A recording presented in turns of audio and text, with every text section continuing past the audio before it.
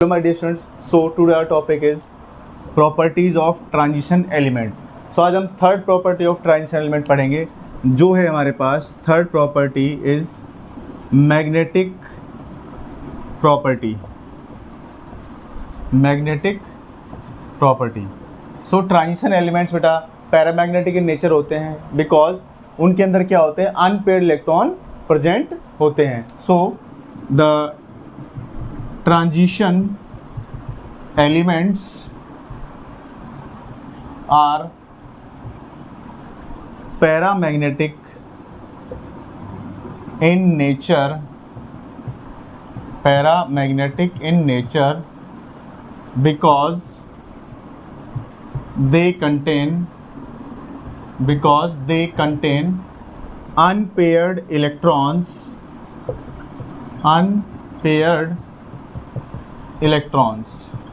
तो आप देखिएगा हमारे पास जो ट्रांजिशन एलिमेंट्स होते हैं उनमें अनपेयर्ड इलेक्ट्रॉन होते हैं, जिन अनपेयर्ड इलेक्ट्रॉन की वजह से वो क्या होते हैं, पैरामैग्नेटिक नेचर के होते हैं। Their paramagnetic behaviour, their paramagnetic nature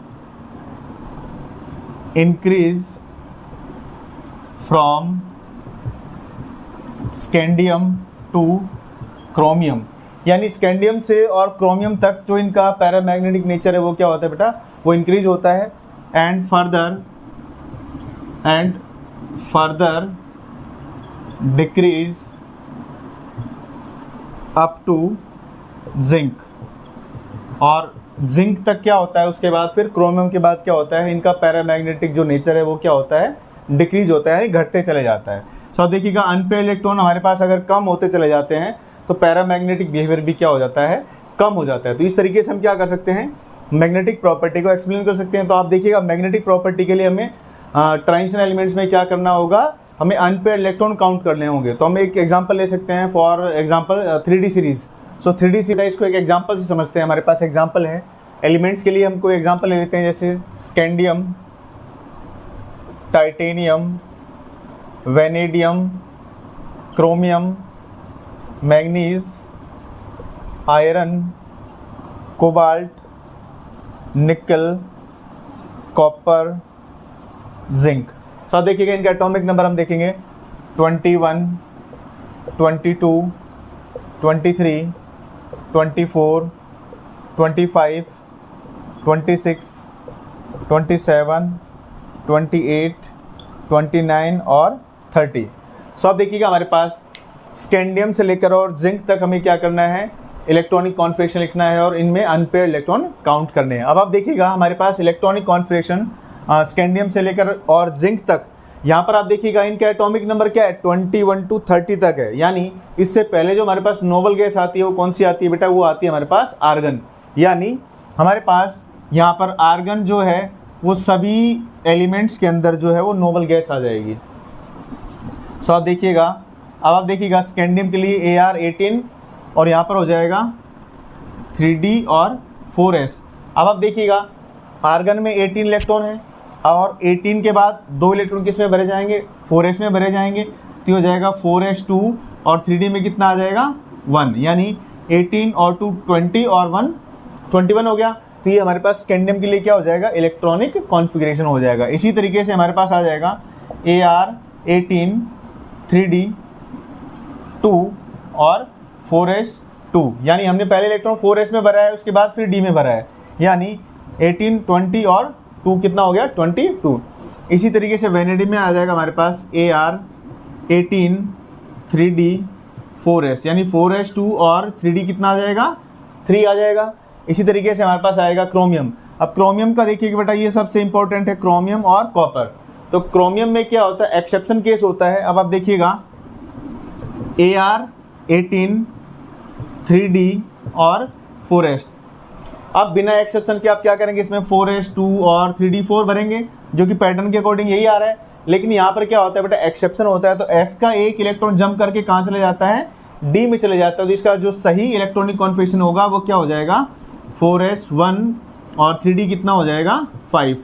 यानी एक इलेक्ट्रॉन s का इधर जंप करके चला गया, इसका मतलब d ऑर्बिटल क्या हो गया हमारे पास एग्जैक्टली हाफ फील्ड, क्योंकि d सब सेल में बेटा 5 ऑर्बिटल होते हैं और उसमें मैक्सिमम 10 इलेक्ट्रॉन आ सकते हैं, और अभी कितने इलेक्ट्रॉन हैं 5, मीन्स ये ऑर्बिटल क्या हो जाएगा एग्जैक्टली हाफ फिल्ड हो जाएगा। इसलिए क्या हो जाएगा, for getting the stability S electron jump into 3d, यानी कि डी सब सेल में वो क्या हो जाएगा हमारे पास एस से जंप करके आ जाएगा।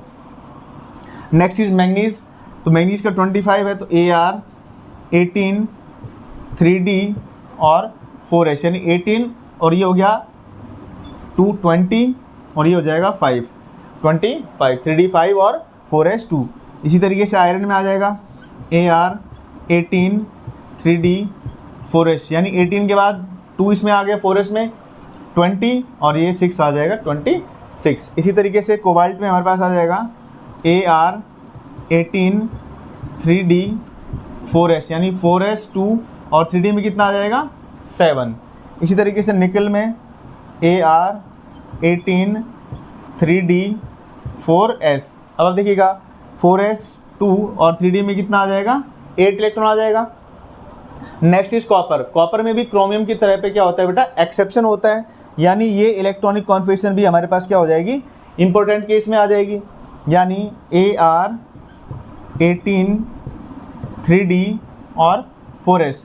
अब जो नॉर्मल इलेक्ट्रॉनिक कॉन्फ़िगरेशन जो कि पैटर्न के अकॉर्डिंग क्या होनी चाहिए हमारे पास 4s 2 और 3d 9, लेकिन यहाँ पर भी क्या होता है for getting the stability s का एक इलेक्ट्रॉन जंप करके कहाँ पर आ जाएगा d10 कॉन्फ़िगरेशन बनाएगा यहाँ पर। तो हमारे पास जो सही इलेक्ट्रॉनिक कॉन्फ़िगरेशन क्या हो जाएगा 4s 1 और 3d 10, तो ये हमारे पास क्या हो जाएगा सही आ जाएगा। यानी हमारे पास क्रोमियम और कॉपर 1 to 30 एटॉमिक नंबर तक दो ही एक्सेप्शन आते हैं क्रोमियम और कॉपर के अंदर।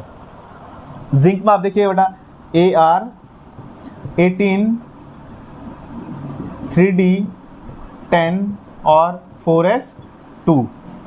तो इस तरीके से हम क्या कर सकते हैं बेटा इन इलेक्ट्रॉन्स के लिए हम क्या कर सकते हैं इलेक्ट्रॉनिक कॉन्फ़िगरेशन लिख सकते हैं। अब आप देखिएगा यहाँ पर अभी हमें क्या निकालना है अनपेयर्ड इलेक्ट्रॉन निकालना है। अब आप देखिएगा हमारे पास 3d 1 और 4s 2 है, तो 3d यानी कि AR 18 तक तो सारे इलेक्ट्रॉन क्या है पेयर्ड अप हैं। अब हमें क्या करना है D में और S में इलेक्ट्रॉन फिल करना है। अब आप देखिएगा 4s 2 S में S सबसेल में एक ऑर्बिटल होता है, इसका मतलब 2 इलेक्ट्रॉन, यानी कि वो तो पूरा भरा हुआ है। अब D में कितने इलेक्ट्रॉन आएंगे 3d 1। अब आप देखिएगा यहाँ पर 3d 1, तो D में कितने बॉक्सेस होते हैं बेटे 5 ऑर्बिटल होते हैं हमारे पास,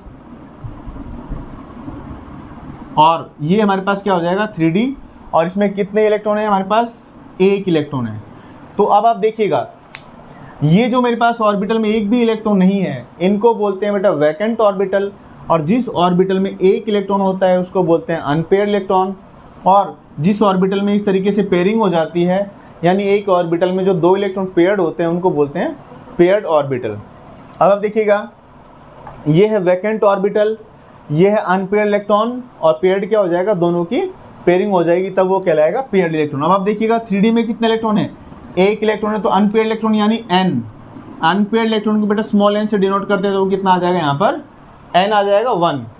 इसी तरीके से 3d 2 4s 2 यानी कि यहाँ पर आ जाएगा हमारे पास 1 2 3 4 यानी कि 3d कितने इलेक्ट्रॉन बेटा 2 इलेक्ट्रॉन है, तो 1 और 2, ये दोनों के दोनों इलेक्ट्रॉन क्या हो जाएंगे अनपेयर्ड इलेक्ट्रॉन है, सो n की वैल्यू कितनी हो जाएगी 2। इसी तरीके से आप देखिएगा 3d 3, तो 1 2 3 4, तो 3d में कितने इलेक्ट्रॉन है बेटा 3, यानी 1 2 3, तो हमारे पास अनपेयर्ड इलेक्ट्रॉन कितने आ गए बेटा 3 अनपेयर्ड इलेक्ट्रॉन आ गए। इसी तरीके से हमारे पास 3d क्रोमियम के लिए 3d 5 और 4s 1, तो इस तरीके से हम क्या कर सकते हैं इनमें अनपेयर्ड इलेक्ट्रॉन काउंट कर सकते हैं। अब देखिएगा क्रोमियम के लिए आ जाएगा हमारे पास 1 2 3 और 4, तो 3d, अब देखो बेटा 3d में 5 इलेक्ट्रॉन है और 4s में 1 इलेक्ट्रॉन है, यानी कि 4s का भी हमें बनाना पड़ेगा यहाँ पर ऑर्बिटल। तो आप देखिएगा 3d में कितने हैं 5 1 2 3 4 5 और एक 4s में यानी कि 1, तो यानी हमारे पास क्या आ जाएगा अनपेयर्ड इलेक्ट्रॉन कितने हो जाएंगे यहाँ पर बेटा 5 और +1, यानी n की वैल्यू कितनी आ गई यहाँ पर 6। इसी तरीके से आप देखिएगा 3d 5 4s 2 ये मैंगनीज के लिए हो जाएगा, तो 3d 5 और 4s2 यानी कि 1 2 3 4 5। तो 4s में तो भरा हुआ इलेक्ट्रॉन, तो 3d में कितने इलेक्ट्रॉन हो गए 5, तो n की वैल्यू कितनी आ जाएगी यहाँ से 5। इसी तरीके से d6 यानी हमारे पास आप देखिएगा इसमें 1 2 3 4 3d कितने इलेक्ट्रॉन बेटा 6 इलेक्ट्रॉन है, 1 2 3 4 5 और 6। अब आप देखिएगा बेटा इलेक्ट्रॉन की पेयरिंग स्टार्ट हो गई। अब ये इलेक्ट्रॉन हमारे पास क्या है पेयर्ड है, और ये इलेक्ट्रॉन कैसे हैं बेटा अनपेयर्ड है। तो अनपेयर्ड इलेक्ट्रॉन कितने हैं हमारे पास 4 अनपेयर्ड इलेक्ट्रॉन है, तो n की वैल्यू कितनी हो जाएगी यहाँ पर 4। इसी तरीके से 3d7 तो हमारे पास आ जाएगा ये 1 2 3 4। 3d में 7 इलेक्ट्रॉन है, 1 2 3 4 5 6 और 7। अब आप देखिए बेटा कितने अनपेयर्ड इलेक्ट्रॉन यहाँ पर 1 2 3, तो अनपेयर्ड इलेक्ट्रॉन यहाँ पर कितने आ गए, अनपेयर्ड इलेक्ट्रॉन यहाँ पर आ जाएंगे 3। अब देखिएगा 3d8 और 4s2, तो 3d8 1 2 3 4 1 2 3 4 5 6 7 और 8। अब बेटा अनपेयर्ड इलेक्ट्रॉन कितने आ जाएंगे यहाँ पर 1 और 2, तो अनपेयर्ड इलेक्ट्रॉन यहाँ पर आ जाएंगे हमारे पास 2। इसी तरीके से 3d10 और 4s1 कॉपर के लिए आप देखिएगा मेरे पास 1 2 3 4, तो हमारे पास 3d10 है और 4s1 है। अब आप देखिएगा 4s इसमें 1 इलेक्ट्रॉन है, और 3d में कितना हो जाएगा 1 2 3 4 5 6 7 8 9 और 10। अब आप देखिएगा d ऑर्बिटल मेरे पास कंप्लीटली फिल्ड है, तो अनपेयर्ड इलेक्ट्रॉन एक है मेरे पास, वो किस में है 4s में है, तो अनपेयर्ड इलेक्ट्रॉन कितना आ जाएगा यहाँ पर 1। इसी तरीके से 3d10 और 4s2 जिंक के लिए मेरे पास हो जाएगा 3d10 और 4s2 1 2 3 4 3d और 4s। तो आप देखिएगा यहाँ पर इलेक्ट्रॉन हम फिल करेंगे तो 3d में भी 10 है और 4s में भी 2 इलेक्ट्रॉन है, तो 1 2 3 4 5 6 7 8 9 10। अब 4s में कितने इलेक्ट्रॉन है 2 इलेक्ट्रॉन है। तो अब देखिएगा इसमें कोई भी ऑर्बिटल ऐसा नहीं है जिसमें अनपेयर्ड इलेक्ट्रॉन हो, तो n की वैल्यू कितनी हो जाएगी यहाँ पर 0। सो जो अभी हमने पहले आपको समझाया था कि भाई ट्रांजिशन एलिमेंट्स में हमारे पास जो स्कैंडियम से जिंक तक की जो सीरीज़ है उसमें पहले स्कैंडियम से लेकर और क्रोमियम तक क्या होता है पैरामैग्नेटिक जो बिहेवियर है वो इंक्रीज होता है, उसके बाद फर्दर अप टू जिंक क्या होता है वो डिक्रीज होता है, क्योंकि वहाँ पर अनपेयर्ड इलेक्ट्रॉन क्या हो जाते हैं कम हो जाते हैं। अब आप देखिएगा स्कैंडियम में अनपेयर्ड इलेक्ट्रॉन 1 है, टाइटेनियम में अनपेयर्ड इलेक्ट्रॉन 2 हैं, वेनेडियम में अनपेयर्ड इलेक्ट्रॉन 3 हैं, और क्रोमियम में अनपेयर्ड इलेक्ट्रॉन कितने हो जाएंगे 6। यानी 1 से लेकर और 6 तक, यानी स्कैंडियम से लेकर और क्रोमियम तक अनपेयर्ड इलेक्ट्रॉन लगातार इंक्रीज हो रहे हैं। इसका मतलब पैरामैग्नेटिक बिहेवियर भी क्या होगा इंक्रीज होगा। इसके बाद आप देखिएगा मैग्नीज अनपेयर्ड इलेक्ट्रॉन कितना हो गया 5, आयरन में अनपेयर्ड इलेक्ट्रॉन हो गया 4, कोबाल्ट में अनपेयर्ड इलेक्ट्रॉन हो गया 3, निकल में अनपेयर्ड इलेक्ट्रॉन हो गया 2, कॉपर में अनपेयर्ड इलेक्ट्रॉन हो गया 1 और जिंक में हो गया 0।